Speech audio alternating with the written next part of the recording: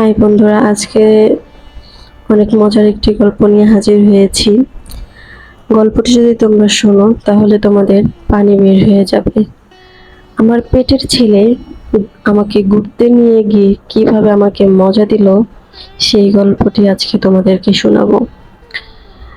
বন্ধুরা, তোমরা যদি এই গল্প থেকে পুরোপুরিভাবে মজা নিতে চাও তাহলে কিন্তু তোমরা গল্পটা টেনে টেনে দেখবে না, গল্পটা শুরু থেকে শেষ পর্যন্ত শুনবে। তাহলে আমি গ্যারান্টি দিচ্ছি 100% যে তোমাদের পানি বের হয়ে যাবে। তো বন্ধুরা, চলো বেশি দেরি না করে আমরা মূল গল্পে চলে যাব। আমার স্বামী উনি বাইরে থাকে, আর আমি আর আমার ছেলে একসঙ্গে থাকি। আমার হাজবেন্ড বাড়িতে আসে না, অনেকদিনই হয়ে গিয়েছে। আমাদের মা ছেলের সংসার সুন্দরভাবে যাচ্ছিল। আর আমার ছেলে এসএসসি পরীক্ষা দিয়ে দিছে। তো এভাবে আর কি দিনকাল ভালোই যাচ্ছিল। তো ছেলের পরীক্ষা হয়ে যাওয়ার পরে তো ছুটি পেয়েছে 15 দিনের। তো ছেলে আমার সাথে বায়না ধরেছে যে ঘুরতে যাবে। তো কি আর করার, ছেলে যেহেতু বায়না ধরেছে তাকে তো নিয়ে যেতেই হবে, তাই না? তো ছেলে আমাকে এসে বলছিল, আম্মু চলো কোথাও ঘুরতে যাই, 15 দিন ছুটি দিয়েছে, এই 15 দিন কি করব, কোথায় যাব, চলো না, চলো আমি আর তুমি ঘুরতে যাই। তখন আমি বললাম, না না, আমি যাব না, তুই যা, তোর বন্ধু বান্ধব আছে না, তাদেরকে নিয়ে ঘুরে আয়। তখন আমার ছেলে আমাকে বলছিল, না আমা, আমি তোমাকে নিয়েই যাব। আর আমার বান্ধবী বা বন্ধুদের ভিতরে তোমার থেকে সুন্দর কেউ নেই। আমার যতগুলো ইয়াং বান্ধবী আছে সবার থেকে দেখতে তুমি বেশি সুন্দর। আমি যখন তোমাকে নিয়ে বের হব না, সবাই আমাদেরকেই দেখবে। তখন আমি বলছি, তোর পাগল ছেলে, কি বলছিস সেগুলো? তখন আমার ছেলে আমাকে বলছিল, আম্মু আমি ঠিকই বলেছি। আর বন্ধুরা, আমার ছেলে আমাকে এই কথা কেনই বা বলবে না বলুন তো? কারণ আমার অনেক ছোটবেলায় বিয়ে হয়েছিল। আর এমনিতেও আমার স্বামীর থেকে আমার বয়স অনেক কম। আর আমাকে দেখে বোঝাই যায় না যে আমার এত বড় একটা ছেলে আছে বা এতদিনের সংসার। কেউ এটা বলতে পারবে না। বোঝাই যায় না যে আমার মানে এত বড় একটা ছেলে আছে। আমি দেখতে যেরকম সুন্দর, সেরকম বয়স কম, উঁচা লম্বা, বডি ফিটনেস অনেক সুন্দর, আর আমি অনেক স্মার্ট। এই জন্য সব জায়গায় আমার ছেলে আমাকে নিয়ে যেতে চায়। তো আমার ছেলেকে আমি বললাম, ঠিক আছে, তুমি যেহেতু চাও আমাকে নিয়ে যাবে, তাহলে ঠিক আছে, বলো কোথায় যেতে চাও। তো তখন আমার ছেলে বলল, তারপর আমি ওকে বললাম, আচ্ছা ঠিক আছে, যাব, সমস্যা নেই, তোমার লাগেজ তুমি গুছিয়ে নাও, আমিও গুছিয়ে নিচ্ছি, প্রয়োজনীয় যা যা লাগে সবকিছু নিয়ে নাও, আমরা দূরে কোথাও যাব। যেহেতু তোমার ঘুরতে ইচ্ছে করছে, আমরা দূরে কোথাও গিয়ে একটা মানে বেশ কিছুদিন থেকে আসব। প্রায় আমাদের 10 দিনের সফর ছিল। এদিকে হাজব্যান্ডকে ফোন দিলাম, ফোন দিয়ে জানালাম যে ঘুরতে যাচ্ছি ছেলেকে নিয়ে, টাকার প্রয়োজন আছে। তো ওখান থেকেও টাকা পাঠিয়ে দিল। এদিক থেকে মা ছেলে বেরিয়ে গেলাম। আমি অনেক সুন্দর করে সেজেছিলাম বন্ধুরা। আমি ব্ল্যাক কালারের একটা শাড়ি পরেছিলাম, চুলগুলো খোলা ছিল, কপালে একটা টিপ ছিল, ঠোঁটে লিপস্টিক ছিল, হালকা মেকআপ ছিল, আর ব্লাউজটা ছিল একদমই সাদা। আর আমার সবকিছু দেখা যাচ্ছিল। ব্ল্যাক কালারের শাড়ি পরেছিলাম, কিন্তু শাড়িটা জর্জেট শাড়ি হওয়াতে আমার সমস্ত কিছু বোঝা যাচ্ছিল। কারণ আমি তো অনেক ফর্সা ছিলাম, তো সেই জন্য আর কি সবকিছু দেখা যাচ্ছিল। তো যখন আমি রেডি হয়ে বের হলাম, বের হওয়ার পর আমার ছেলের সামনে গেলাম। তো আমার ছেলে আমার দিকে তাকিয়েছিল অনেকক্ষণ। তো আমি ওর কাছে গেলাম, ওর কাছে গিয়ে বললাম, কিরে কি হয়েছে, এভাবে তাকিয়ে আছিস কেন? তখন আমার ছেলে আমাকে বলছিল, মা তোমাকে কি বলবো, এখনকার ইয়াং ইয়াং মেয়েদের কাছে মানে কি বলবো মা, আমার সব বান্ধবী তোমার কাছে ফেল, তোমাকে এত সুন্দর লাগছে, এত কিউট লাগছে মা। আমার তো মনেই হচ্ছিল যে তুমি আমার মা। আমার তোমাকে অনেক সুন্দর লাগছে। তখন আমি আমার ছেলেকে বললাম, হয়েছে, ঠিক আছে, চলো চলো। তারপর আমি আর আমার ছেলে আহ, যাই, গিয়ে গাড়িতে উঠি। গাড়িতে ওঠার পর দুই মা ছেলে গল্প করতে করতে, মজা করতে করতে পৌঁছে গেলাম আমরা হোটেলে। সেখানে গিয়ে আমরা প্রথমত রুম পাই না, রুমের জন্য অনেক সমস্যা হয়। লাস্টে অনেক কষ্ট করে একটা রুম পাওয়া গেল, কিন্তু সিঙ্গেল বেড। কিন্তু কি আর করার, ওইটাই নিতে হবে আমাদের, কারণ আগে থেকে রুম বুক করি নেই। যদি রুম বুক করে যেতাম তাহলে প্রবলেম হতো না। আহ, গিয়ে রুম বুক করতে গিয়ে এত ঝামেলা হয়ে গেল।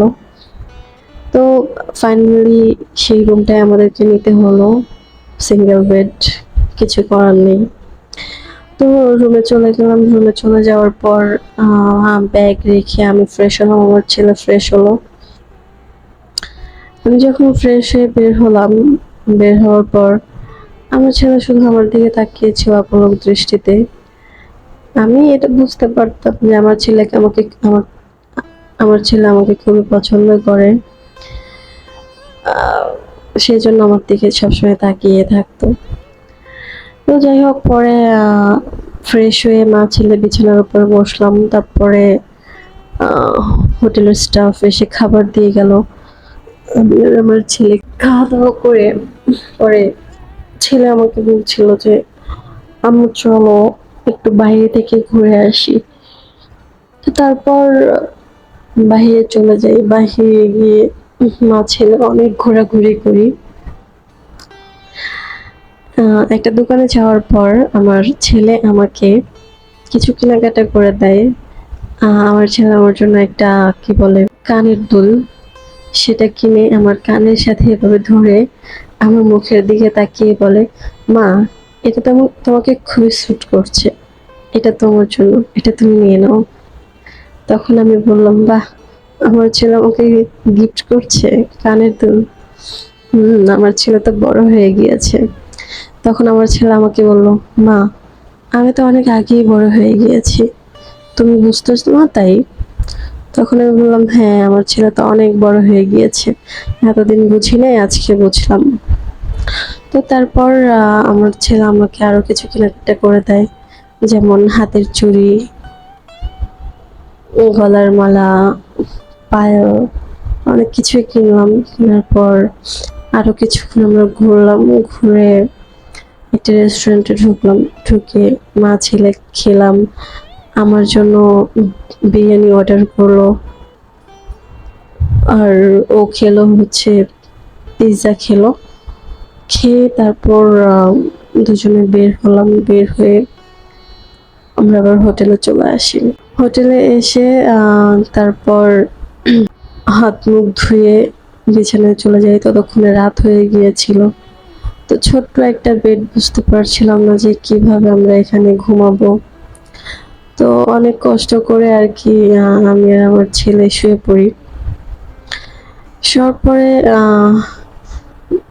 ওর শরীরের সাথে আমার শরীর লাগছিল, আর আমার সাথে আমার ছেলের শরীর।